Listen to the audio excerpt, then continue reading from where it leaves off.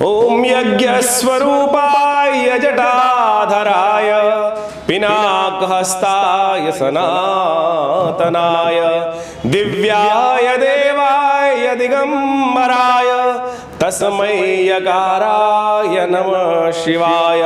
पंचाक्षरमिदं पुण्यं या पठे शिवसन्निधौ शिवलोकमवाप्नोति शिवेन सह मोदते। ओम नमः शिवाय। नमस्कार, स्वागत है आचार्य वाणी में आपका। मैं आचार्य डॉक्टर विक्रमादित्य आपका स्वागत करता हूं। और मेष राशि वालों के लिए अगस्त का आरंभ काल ग्रहों का योगायोग किस प्रकार का बना रहा है ये आपको समझना चाहिए। ओवरऑल अगस्त का आरंभ काल आपके लिए कई प्रकार से महत्वपूर्ण रहने वाला है। बृहस्पति महाराज मंगल के साथ कॉम्बिनेशन जिस प्रकार का बना रहे हैं यह आपके लिए बहुत सुंदर योग। चंद्रमा का योग भी आरंभ में अगस्त में विशेष तौर पर आपके लिए कई विशेष योगों का निर्माण करता दिखाई दे रहा है। ऐसे में यदि आप अपने आप को सही रूप से उपस्थित करने का प्रयास करेंगे, बृहस्पति का पूर्ण लाभ लेने का प्रयास करेंगे, ज्ञान का सही मार्ग का उपयोग करते हुए कार्य करेंगे तो कई मामलों में आपके लिए अच्छे योग बन सकते हैं। मेष राशि वालों खासतौर पर आपके लिए बहुत कई प्रकार से अच्छे योग बनते दिखाई दे रहे हैं। लेकिन शनि महाराज इन दिनों वक्री चल रहे हैं और आपकी राशि को इस वक्त देख रहे हैं, पूर्ण दृष्टि से देख रहे हैं। ये आपके लिए एक समस्या का कारण है। अड़ियलपना छोड़ें, प्रैक्टिकल काम करने का प्रयास करें। शनि महाराज कहीं ना कहीं आपको जिद्दी बना रहे हैं, ये आपको समझ लेना चाहिए। आप बच्चे हैं, चाहे आप व्यवसायी हैं, चाहे आप दुकानदार हैं, चाहे आप स्त्री हैं, चाहे आप पुरुष हैं, तो ये बात को समझते हुए कार्य करें। थोड़ी जिद को अवॉइड करना पड़ेगा, नहीं तो ये बृहस्पति का जो पूर्ण लाभ होने का योग है ये उसका लाभ कहीं ना कहीं वंचित कर देगा आपको। समझे मेष राशि वालों क्या कुछ ग्रहों का योग है। 2 अगस्त की बात करें, शुक्रवार का अवसर, त्रयोदशी तिथि और उस दिन मासिक शिवरात्रि का योग बन रहा है। कावड़ का पूरा पुष्पधार भारत में माहौल बना हुआ है। भगवान शिव की अवश्य आराधना करें। गंगा जल भगवान पर चढ़ाया जाता है और कहा जाता है कि एक छोटा सा गंगा जल का लोटा भगवान पर चढ़ाने से समस्त मनोरथों को सिद्ध करने के भगवान आशीर्वाद देते हैं। इसमें कहीं अतिशयोक्ति नहीं है, केवल विश्वास चाहिए, दृढ़ विश्वास। ग्रह नक्षत्र दृष्टिकोण से यदि हम समझें तो आपके लिए ये ग्रह योग दिखा रहे हैं कि कहीं ना कहीं लाभ, धन संचय, सेविंग्स बढ़ने के योग भी बनते दिखाई दे रहे हैं। बुद्धि से, वाक पटुता से कहीं ना कहीं लाभ प्राप्ति के योग बन सकते हैं, तो आप इसका पूर्ण कार्य करने का अवश्य प्रयास कीजिएगा, अच्छा रहेगा। शनि महाराज जैसा हमने आपको बताया कि इन दिनों आपकी राशि के अनुसार से 11वें भाव में बैठकर वक्र अवस्था में है और वो लग्न पर दृष्टि डाल रहे हैं, तो थोड़ा सा कहीं ना कहीं शनि का उपाय अवश्य करने का प्रयास करना चाहिए। 3 तारीख को शनिवार ही है, 3 अगस्त को चतुर्दशी तिथि है और साथ साथ कर्क राशि में चंद्रमा सुबह सुबह प्रवेश कर लेंगे 5:45 पर। तो शनि का उपाय इस दिन एक विशेष उपाय हम बता रहे हैं आपको, क्योंकि इस दिन चतुर्दशी और अमावस्या का योग बन रहा है और अगले दिन हरियाली अमावस्या का योग बन रहा है। तो इसी दिन ये उपाय कर सकते हैं, क्योंकि अगले दिन शनि का जो उपाय हम बताने जा रहे हैं वो करने से उतना लाभ नहीं होगा। तो शनिवार के दिन शनि को मनाइए। देखिए शनि अभी यहाँ पर कम से कम लाभ वाले स्थान पर जो बैठे हैं, अभी 9-10 महीने रहना है इनको, तो एक सुंदर पवित्र जगह पर एक पीपल का पेड़ रोपित करने का आपको प्रयास करना चाहिए। देवस्थान में जाकर, किसी साफ सुथरी जगह पर जाकर, बगीचे में जाकर अपने हाथ से एक सुंदर पीपल का पेड़ रोपित करने का प्रयास करें। हफ्ते के हफ्ते उसमें पानी अवश्य देने का प्रयास करें। देखिएगा ये शनि को अनुकूल करेगा। शनि की जो वक्र गति है, ये शनि की वक्र गति है ना कहीं डेटोरेट कर रही है, आपको रास्ता तो बना रही है कि आप दोबारा उस चीज़ों को कर सकते हैं ये जो, लेकिन है शनि का वक्री होना शुभ नहीं है आपकी राशि के अनुसार से। ये स्थिति, ये थोड़ी सी परिस्थितियों को विकट और थोड़ा सा भारी करते दिखाई दे रही है। हनुमान चालीसा का पाठ करें, जो उपाय बताया ये अवश्य करें। ये तो आपके लिए प्राकृतिक तौर पर भी लाभ देगा और साथ साथ आपके ग्रह को भी कहीं ना कहीं नेगेटिव प्रभाव से निकाल कर पॉजिटिव की तरफ ले जाने का प्रयास करेगा। और जल देना पीपल के पेड़ को, ये आपके लिए अच्छा रहेगा। रविवार को छोड़ सकते हैं, रविवार को जल ना दें, इस बात का ध्यान रखते हुए कार्य करना आपके लिए अच्छा रहेगा। 4 अगस्त के दिन बात करें, रविवार का अवसर, अमावस्या तिथि, उस दिन रवि पुष्य योग भी बना हुआ है, हरियाली अमावस्या का योग बना हुआ है। ऐसे में ग्रह नक्षत्रों के दृष्टिकोण से देखा जाए तो आपके लिए स्वास्थ्य के दृष्टिकोण से थोड़ा ध्यान रखने की ज़रूरत है। स्वास्थ्य के दृष्टिकोण से थोड़ा ध्यान रखते हुए कार्य करेंगे, नहीं तो थोड़ा समय भारी दिखाई देता है। महामृत्युंजय मंत्र का जप करें और हो सके तो अन्न का दान करने का प्रयास करें। सूर्य को जल देने का प्रयास कीजिए। चंद्रमा और सूर्य की युति 4th भाव में जिस प्रकार से आपकी राशि में बन रही है, वो थोड़ा सा कहीं स्वास्थ्य के मामले में परेशान ना उत्पन्न करे, तो इसलिए बाहर का खाना, अनहाइजीन खाना बिल्कुल अवॉइड करने का प्रयास करें। उसमें कहीं गलती करना आप पे भारी पड़ सकता है। 5 अगस्त का अवसर, सोमवार, सावन का सोमवार, और इस बार सावन बहुत विशेष योग बना के लाया है। श्रवण के नक्षत्र के साथ ही शुरू हो रहा है ये युवा मास, और अंत भी इसी के साथ होगा। 5 सोमवार का सुंदर योग पड़ा है, उसमें तीसरा सोमवार सावन का पड़ रहा है। ग्रह नक्षत्रों के दृष्टिकोण से परिवर्तन के संकेत दे रहे हैं ग्रह।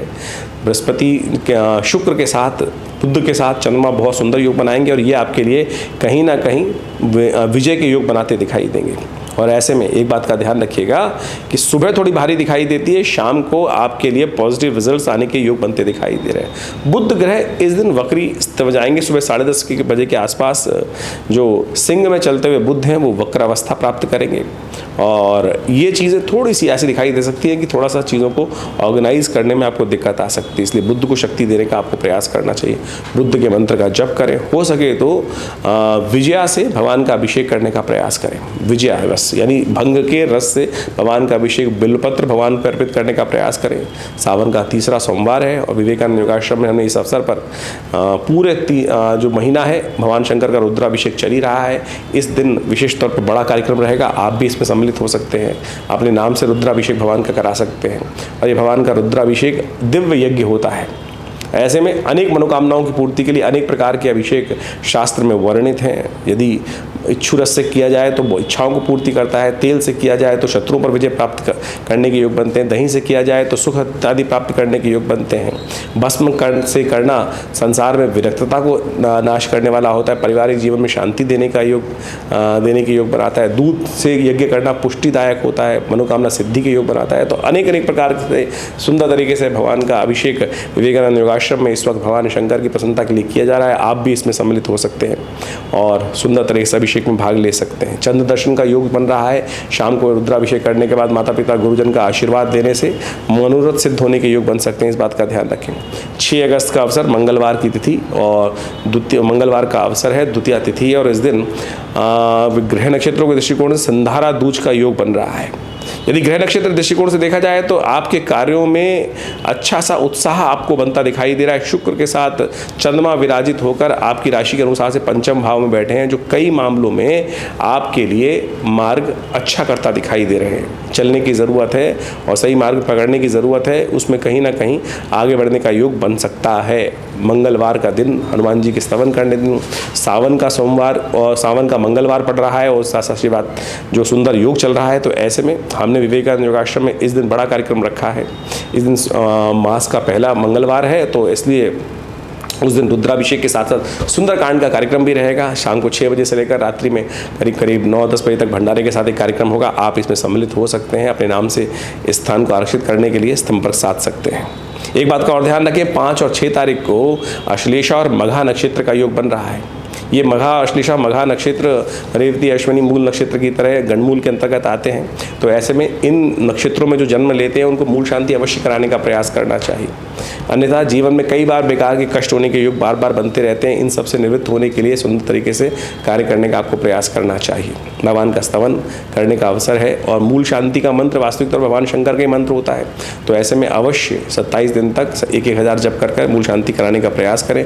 और जिन जातकों की बड़े होने पर उनको पता है कि नहीं की गई थी परिवार के द्वारा मूल शांति, वो इस समय भी करा सकते हैं और करा लेनी चाहिए, इस बात का ध्यान रखते हुए कार्य करें। 7 अगस्त का अवसर बुधवार की तिथि, बुधवार और तृतीया तिथि है। मधुश्रवा तीज का योग बन रहा है। ग्रह नक्षत्रों के दृष्टिकोण से यदि हम बात करें तो ये समय आपके लिए सही मार्ग पर आगे चलने का योग दिखाई देता है, और बहुत सारे लोगों से आपको रास्ता भी प्राप्त होगा, सहज अच्छा सा योग बनता दिखाई देगा। तो आप कोशिश ये करें, मन शांत कर सही मार्ग पर चलते हुए कार्य करने का प्रयास कीजिए। ग्रह आपके लिए पूरे उचित रूप से हेल्प करते दिखाई दे रहे। हरियाली तीज है। बिलपत्र का भगवान को शंकर को अर्पित करना संपूर्ण रूप से कल्याणकारी रहेगा। 8 अगस्त का अवसर बृहस्पतिवार की तिथि, चतुर्थी तिथि, कन्या राशि में चंद्रमा सुबह 3:15 पर पदार्पण करेंगे, और ये आपके लिए धन तो प्राप्त करना सुलभ कराएंगे, लेकिन स्वास्थ्य के दृष्टिकोण से कहीं ना कहीं कुछ परेशानी खड़ी करने के योग दे सकते हैं।